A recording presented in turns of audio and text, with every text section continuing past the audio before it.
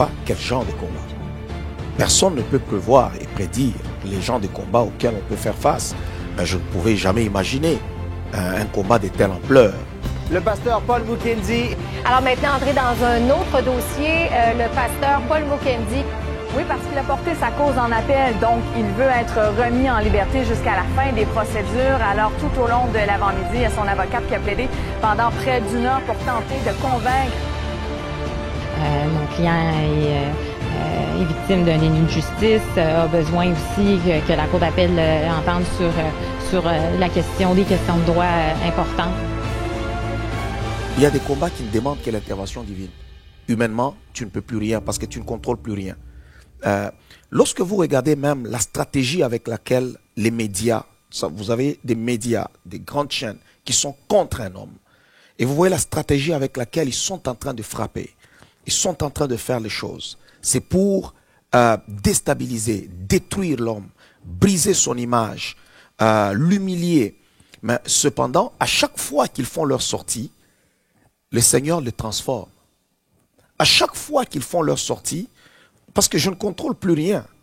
Ça veut dire que chaque personne, qui soit un membre de l'église ou pas membre de l'église, il écoute les informations comme tout le monde, dans sa maison, dans sa chambre, je ne sais pas n'importe où on vend un monsieur comme étant un monstre, comme étant un gourou, comme étant ceci, comme étant cela. Mais cependant, il y a beaucoup de personnes qui sont entrées à l'église en cette période ou qui disent, on a vu dans les médias tout ce qu'on disait, on a commencé à vous suivre. C'est en ce moment-là qu'on a compris que vous étiez un serviteur de Dieu et que vous étiez un homme bon. Et là, on est venu aussi dans ce ministère. Et sans parler de tous ceux-là qui s'accrochent aujourd'hui au ministère Paul Mukendi de partout dans le monde. Donc, on ne se prépare pas à ces genres de combats, mais on sait qu'on est dans la bataille. Mais cependant, ça nous surprend, mais c'est là qu'on a besoin de Dieu comme appui. On a besoin de Dieu. Je ne suis pas un super-homme, mais tout simplement, j'ai un Dieu merveilleux. Il y a des attaques que nous devons toujours endurer dans la vie afin de vivre la promesse. Parce que la Bible dit, tu as lutté avec Dieu et avec les hommes. Et il y a toujours un combat avec les humains. Même si ça fait mal, il y a des attaques auxquelles on ne répond pas, mais on se tourne vers Dieu, on se prosterne devant le trône de la grâce et on dit au Seigneur, Seigneur, est-ce que tu entends ce qu'ils disent? Me poser une question pour savoir que mes détracteurs se posent la question de savoir si pourquoi je suis encore debout, je suis encore là, c'est par la grâce de Dieu. La Bible déclare, je puis tout par celui qui me fortifie. Il y a des choses qui ne s'expliquent pas, mais cependant qui prouvent l'existence et la puissance de Dieu. Ça montre réellement qu'il y a un Dieu réel, un Dieu puissant, un Dieu capable et qui est au-dessus de toutes choses. Et l'appel, quand un homme de Dieu a un appel, ce n'est pas un jeu. Parce qu'il y a un moment donné de la vie où il y a des défis, il y a des montagnes qui se lèvent. Et celui qui t'a appelé doit maintenant prendre ta défense et doit te soutenir. David disait, tu es mon rocher, mon appui et ma forteresse. Et je suis en train de le vivre. Et je pense que lorsqu'on regarde les choses, on voit tout ce qui se passe. C'est un homme qu'on veut détruire. C'est un homme qu'on veut enterrer. C'est une voix qu'on veut faire taire. Mais par la puissance de Dieu, je suis encore là, debout. Debout encore. Et mon ministère est encore plus fort que jamais, plus influent que jamais. D'ailleurs, en passant, j'ai même reçu le prix de l'homme spirituel le plus influent. Et c'est très important. Et c'est important pour moi, ce prix-là, en ce moment difficile et de combat où on veut t'enterrer, mais cependant, tu es toujours encore en vie. Alors, les jaloux, les hommes méchants, ils attendront longtemps. Tant que Dieu sera sur le trône, il sera difficile de m'enterrer. On pourra m'enterrer, me faire taire, lorsque le Seigneur dira, c'est ok. Si tu as un problème avec les hommes, ok, Dieu pourra intervenir. Mais si tu as un problème avec Dieu, si Dieu te tourne le dos, ça sera la fin. Mais si Dieu ne te tourne pas le dos, là tu seras toujours encore plus fort. Alors je veux dire à quelqu'un, si Dieu n'a pas abandonné son fils dans la tombe et qu'il est allé le ressusciter avec l'esprit de sainteté, 3 jours après, malgré qu'il y avait la garde, malgré qu'il y avait une grosse pierre, il a envoyé des anges rouler cette pierre. Ce n'est pas toi qu'il commencera à abandonner. tous ceux-là qui ont conclu une alliance avec lui, il les a jamais laissés, il les a jamais abandonnés. Alors tu ne seras pas le premier, il ne t'abandonnera pas. Il est le Dieu qui n'abandonne jamais les siens. Laisse-moi te rassurer, il ne t'abandonnera pas. Même s'il reste une seconde, même s'il restait une minute, même s'il restait une heure de temps, même lorsque tes ennemis se frapperont la main sur la poitrine. Mais laisse-moi te dire, l'ancien de jour, le lion de la tribu de Juda, le rédempteur qui s'élève le dernier, il viendra, pas parce que à cause de la couleur de ta peau, à cause de ce que tu es, à cause de ta famille, à cause de ton rang social, mais à cause de l'alliance qu'il a avec son fils. Paul Mukendi n'est pas un mystère sans Dieu. C'est Dieu, c'est Jésus-Christ le mystère. Christ en nous, c'est l'espérance de la gloire. Je m'appuie toujours sur le Seigneur. J'ai donné ma vie à Christ. Et il y a des gens qui peuvent mépriser l'œuvre de Dieu, qui peuvent mépriser le nom de Dieu, mais nous savons ce que Dieu, notre Dieu, est. Dans des moments comme celui-ci, j'ai vu des gens mourir complètement. J'ai vu des gens éradiqués complètement. Mais aujourd'hui, si je parle, je respire. Si je suis encore avec ma famille, je regarde ma femme, je regarde mes enfants, je regarde l'œuvre de Dieu. Je dis, Seigneur, tu es vraiment un Dieu merveilleux et le Seigneur existe. Parce que le but de tout ça, le but est de décourager, de briser.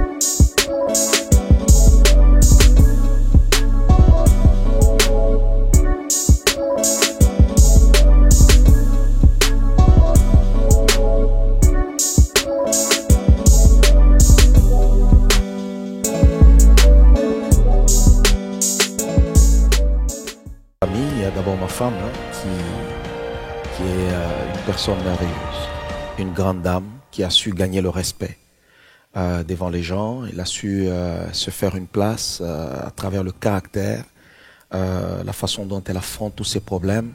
Vous savez, on a vécu une période où il y a eu beaucoup de méchanceté, quand vous voyez les gens manipuler les choses, penser que c'était une femme qu'on pouvait manipuler, qu'on pouvait intimider. Mais on a vu une femme, derrière tout grand homme, il y a une grande dame. On a vu une femme de valeur. Je pense qu'en ce moment, elle-même, elle est juste, elle est là. Elle peut venir se joindre à nous et pouvait lui poser des questions. Elle pourrait répondre aussi comment est-ce qu'elle vit ce moment. Mais je pense que Dieu m'a donné une femme de valeur.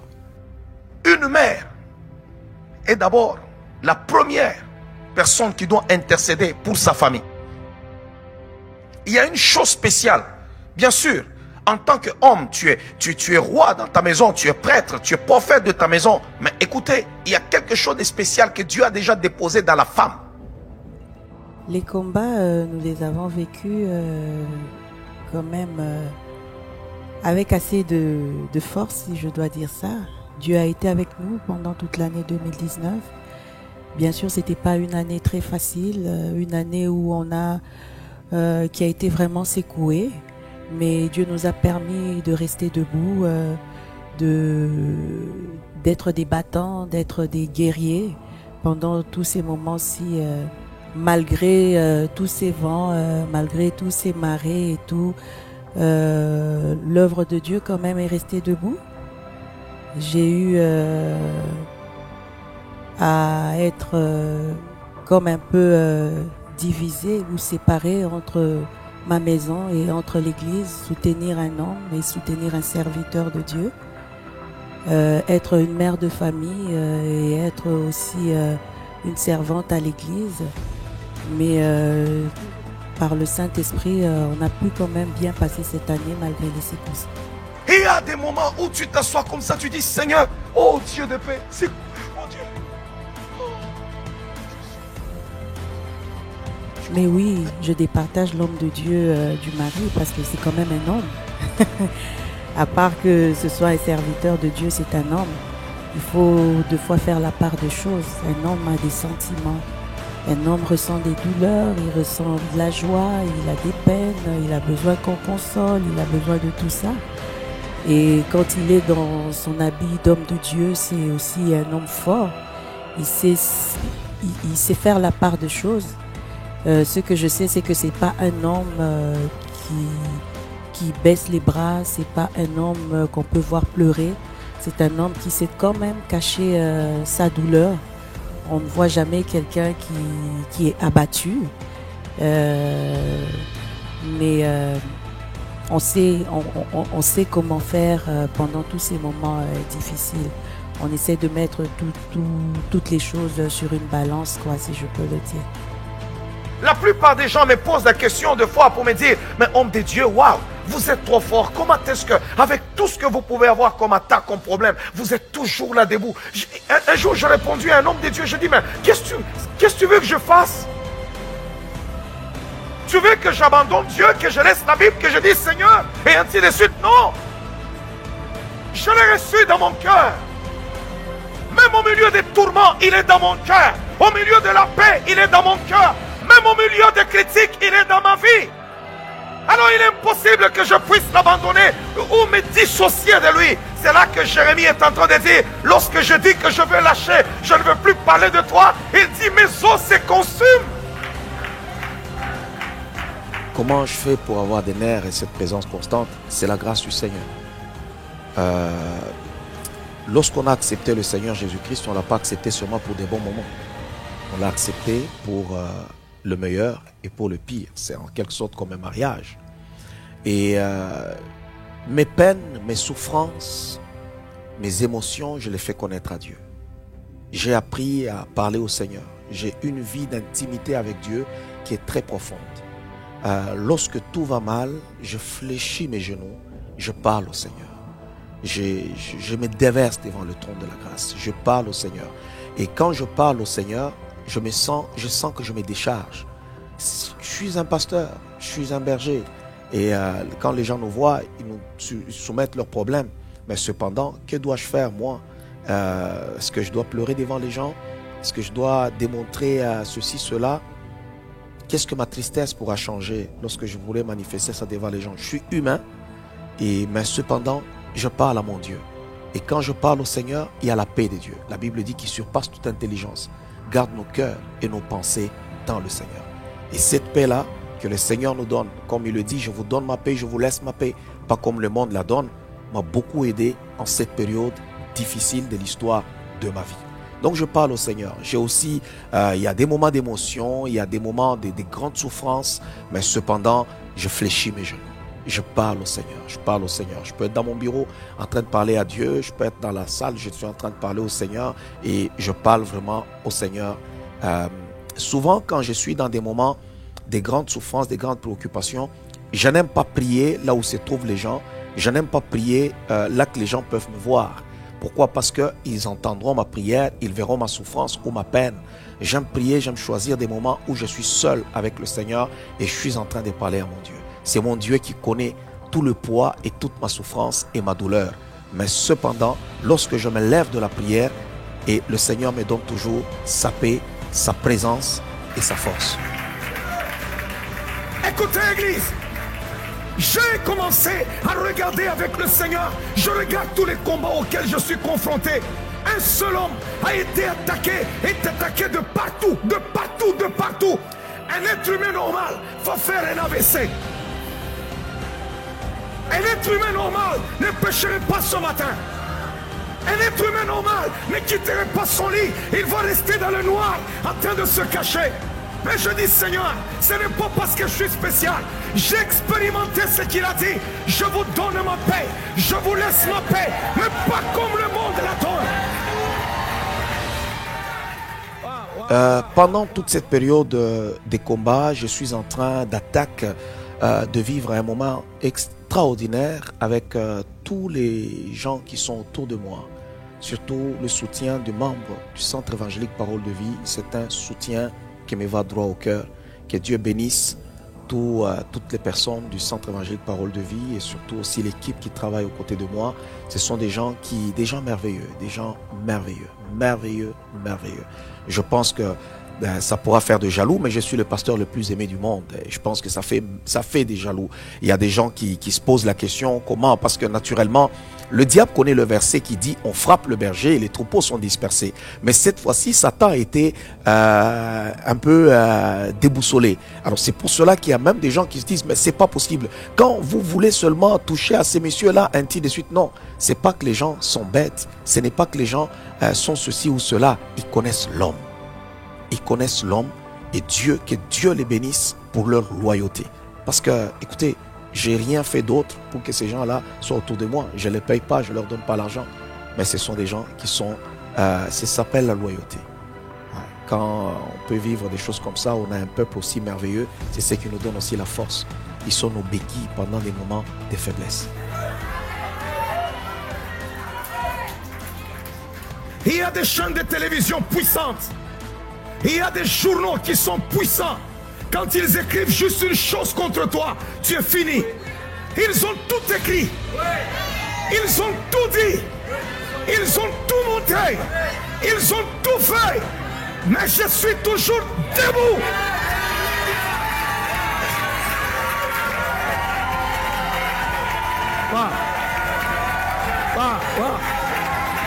Je suis debout.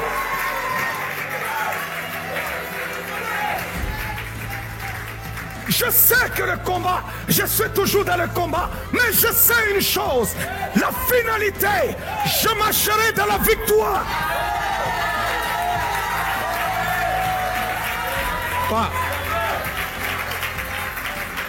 Je sais une chose, quelle que soit, la Bible dit, si l'on forme des complots, cela ne viendra pas de moi. Quiconque se liguera contre toi tombera sous ton pouvoir. Ça, c'est le Dieu des cieux que moi je connais.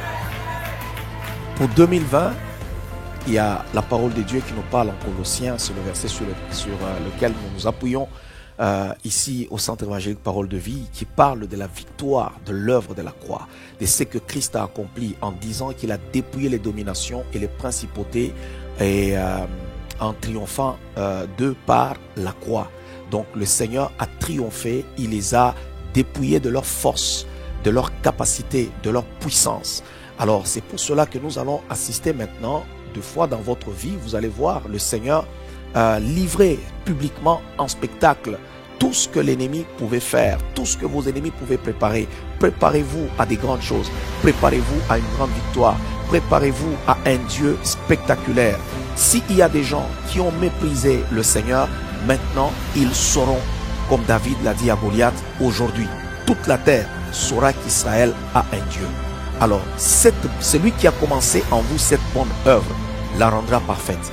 Une victoire est d'abord spirituelle et puis elle devient maintenant matérielle, physique. Dieu va matérialiser tout ce qu'il avait déclaré, tout ce qu'il avait dit. Alors préparez-vous à des grandes victoires, préparez-vous à des grandes choses, préparez-vous à ce que le Seigneur va faire. Ça va étonner le monde, ça va étonner les gens autour de vous et vous direz, je ne savais pas que l'Éternel était aussi bon.